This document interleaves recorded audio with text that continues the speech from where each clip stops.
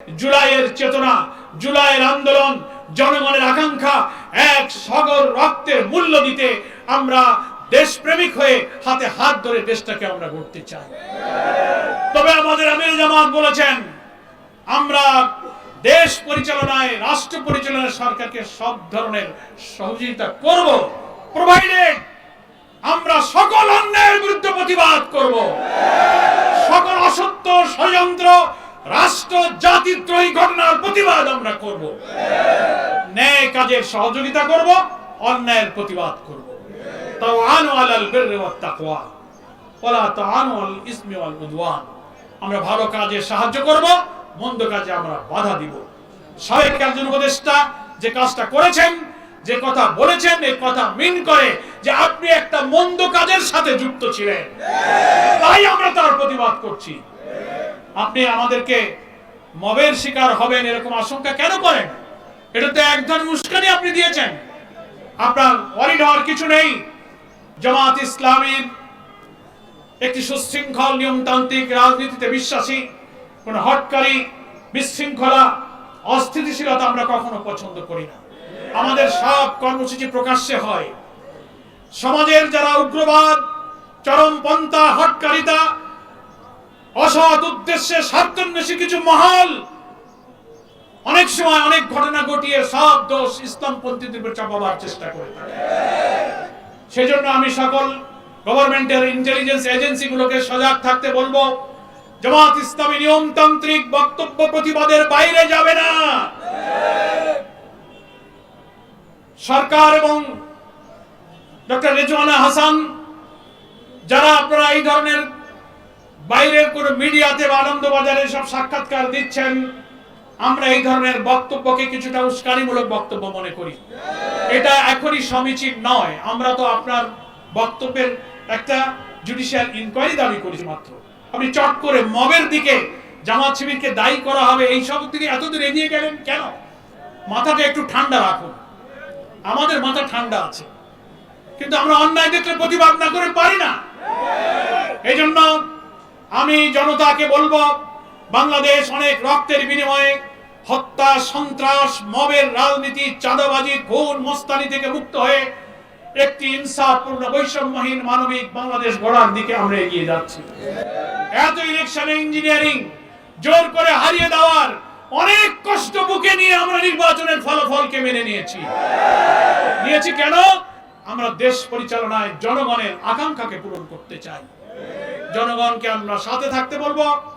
সরকারের অভ্যন্তরে হোক, সাবেক উপদেষ্টাদের মধ্যে হোক, যারা ইঞ্জিনিয়ারিং এর সাথে যুক্ত থেকেছেন, যারা বিশেষ করে দলকে ক্ষমতায় আনবার জন্য অন্তর্বর্তীকালীন সরকারের ভেতরে থেকেও চেষ্টা করেছেন, বুকে হাত দিয়ে আল্লাহকে সাক্ষী রেখে আত্মবিচার করুন। আপনি বিবেকের দংশনে নিশ্চয়ই দংশিত হবেন।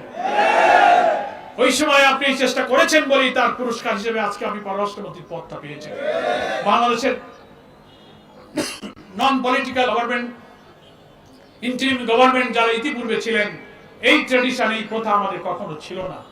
আপনি চট করে মেয়াদ শেষের অপঘোষিত পরেই আপনি মন্ত্রিত্বের পুরস্কার গ্রহণ করলেন, আর সরকারের মধ্যে থাকা লোকেরা আপনাকে পুরস্কার প্রদানও করল। এই মহব্বত, এই ভালোবাসা, এই প্রেমের মধ্যে নিশ্চয়ই কোনো রহস্য আছে। এই যে উভয় পক্ষের প্রেম এমনি এমনি হয় নাই। ক্ষমতায় আনার জন্য আপনি যথেষ্ট সার্ভিস দিয়েছেন, তার একটা কৃতজ্ঞতা তো করতে হয়। নুন খাইলে তো গুণ গাইতে হয়। তাই আপনাকে এই পররাষ্ট্রমন্ত্রীর পদটা উপহার দেওয়া হয়েছে। ফলে আপনারা বেজার হওয়ার কিছু নাই। আমরা সত্য কথাই বলছি। কেন আপনি বেজার হবেন? আপনাদের জন্য আমাদের মায়া লাগে, দয়া লাগে, দোয়াও করি যে আপনারা সুস্থ থাকেন, দেশ জাতির জন্য কল্যাণকর কিছু করেন। জামাত ইসলামের প্রতি কোনো অপবাদ দেবেন না, ভুল ধারণা করবেন না, অহেতুক আশঙ্কা করবেন না। প্রচলিত ধারণায় এক শ্রেণীর পশ্চিমা এবং পাশ্চাত্য মিডিয়ার এবং টকশোজীবীরা, পেইড জার্নালিস্ট যারা কিছু আছেন, অহেতুক জামাত শিবিরের বিরুদ্ধে যে সব বক্তব্য রাখেন, তারা গুপ্ত, তারা রক কাটা, তারা অমক তমক, এর কোন প্রমাণ বাংলাদেশে নাই। আমাদের মানবিক বাংলাদেশ গড়ার অভিযান ঠেকাতে না পেরে আপনারা বহু চেষ্টা করেছেন, বহু অভিযোগ করেছেন, 5টি পাবলিক বিশ্ববিদ্যালয়ের ছাত্রদের নির্বাচনেও তাদেরকেও আপনারা গুপ্ত আর রক্ষাটা বলে ঠেকাবার চেষ্টা করেছেন। কোন অপপ্রচার ঠেকাতে পারে নাই, জাতীয় নির্বাচনও ঠেকাতে পারেন নাই। দেশবাসী কোটি কোটি ভোট দিয়ে প্রমাণ করেছে আপনাদের সব অপপ্রচার হচ্ছে মিথ্যা, গুজব, রাজনৈতিক উদ্দেশ্য প্রণোদিত। এই মিথ্যাচার অপপ্রচারের সর্বনাশা অপরিণামদর্শী পথ থেকে আপনি ফিরে আসুন। এসে নির্বাচনে এই ইঞ্জিনিয়ারিং এর সাথে আর কারা জড়িত ছিল, সাহস থাকলে নাম প্রকাশ করুন। বিচার বিভাগের সাথে যারা আছেন, আমি জামাত ইসলামের পক্ষ থেকে তাদের কাছে দৃষ্টি আকর্ষণ করব, একটা জুডিশিয়াল ইনকোয়ারির ব্যাপারে আপনারা পদক্ষেপ গ্রহণ করুন। পরিশেষে একটা কথা বলে আমরা মিছিলে যাব, সেই কথাটা হলো ক্ষমতাসীন সরকার বিএনপি রাজনীতিতে আমরা দীর্ঘকাল একসাথে পথ চলেছি, ফ্যাসিবাদ বিরোধী আন্দোলনে আমরা একসাথে ছিলাম। জুলাইয়ের যে চেতনা, গণতন্ত্রের যে চেতনা, একটা নির্বাচিত সরকারের কাজই হলো আপনি জনপ্রতিনিধি যারা নির্বাচিত তাদেরকে দিয়ে আপনি দেশ চালাবেন। শুরু থেকেই আপনি কিন্তু সেই গণতন্ত্রের পথে হাঁটতে পারলেন না। কর্তৃত্ববাদী সরকার বিরুদ্ধে যেসব কারণে আমরা আন্দোলন করেছি, আপনি নির্বাচিত হয়ে 6টি city corporation according to our constitution, এখানে আপনি নির্বাচিত প্রতিনিধিদের কাজ করবেন। তো প্রশাসক তো আগেই ছিল, এমন না যে ওটা শূন্য ছিল। তো প্রশাসক থাকার পরে আপনি আরেকটা দলীয় লোক কেন নিয়োগ করলেন? আপনি নির্বাচন দিয়ে দিতে পারতেন।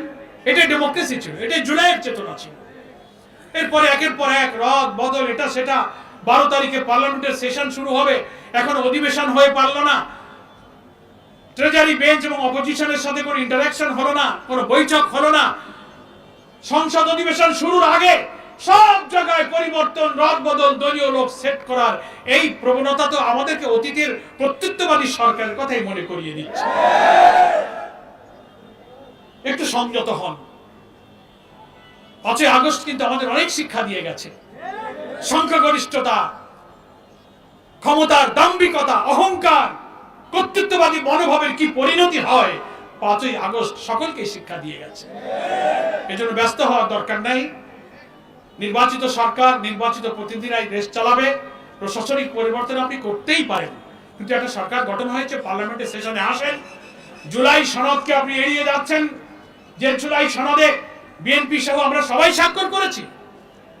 জুলাই চার্টারের দক্ষিণ প্লাজায় যে স্বাক্ষরটা করা হয়েছে, ওই সনদে খুলে দেখবেন স্বাক্ষর করেছেন এবং আমরা যে অঙ্গীকার করেছি 1, 2, 3 করে যে পয়েন্টগুলো আছে, তার 2 এবং 3 নম্বর পয়েন্টে পরিষ্কার বলা আছে আমরা স্বাক্ষরকারী দলগুলো জুলাই সনদে ঐক্যমত হওয়া সংস্কারের সব প্রস্তাবগুলো আমরা বাস্তবায়নের জন্য অঙ্গীকার করলাম।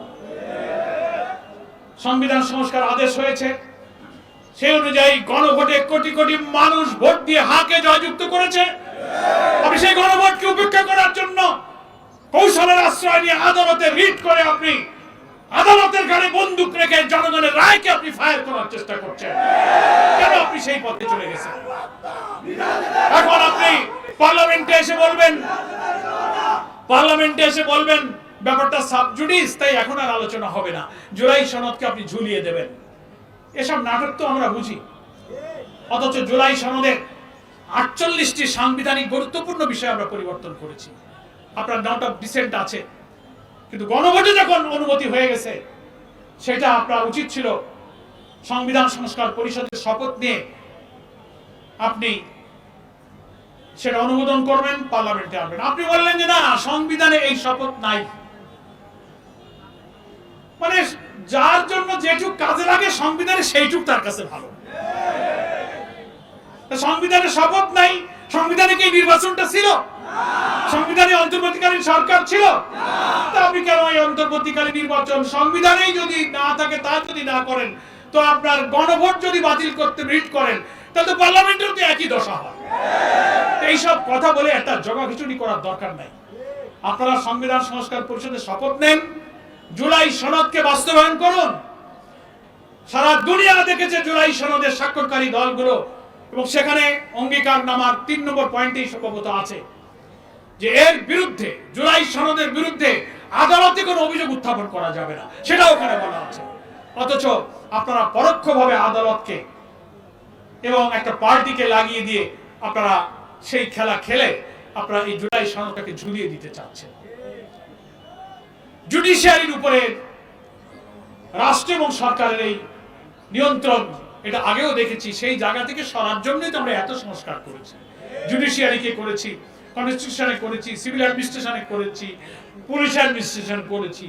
সেগুলো এখন আপনারা এড়িয়ে গিয়ে আপনারা মনে হয় পার্লামেন্টে যা ইচ্ছা তাই সংখ্যাগরিষ্ঠতার জোরে করতে চান। আমরা সর্বশেষে সরকার এবং দেশের জুডিশিয়ারি বিচার বিভাগে যারা আছেন, সৈয়দ রেজওয়ানা হাসানের এই বক্তব্যটাকে আপনি পরীক্ষা করুন, এই অভিযোগের ব্যাপারে তাকে জিজ্ঞাসাবাদের মুখোমুখি করুন, জাতির সামনে আসল সত্যকে পরিষ্কার করুন।